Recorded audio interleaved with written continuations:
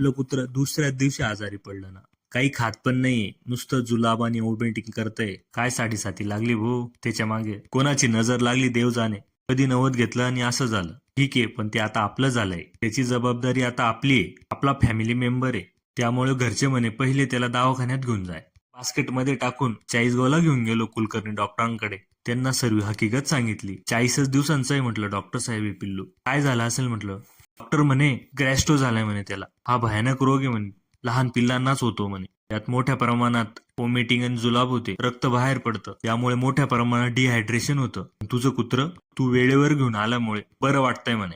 एवढे मोठे इंजेक्शन बघून मी घाबरलो ना. एवढा छोटासा जीव आणि त्याला एवढे मोठे इंजेक्शन देताय, पण काय करणार, बरं वाटायला पाहिजे. देवाच्या कृपेने लवकर बरं व्हायला हवं, हीच ईश्वरचरणी प्रार्थना. त्यानंतर महाजन मेडिकलवर त्याचं मेडिसिन घेतलं आणि घरी निघालो. जाताना रस्त्यात पुरसातला हा सीन बघा कसा वाटतोय. तेवढं जाता जाता व्हिडिओ आवडला असेल तरच आपल्या पेजला फॉलो करून टाका.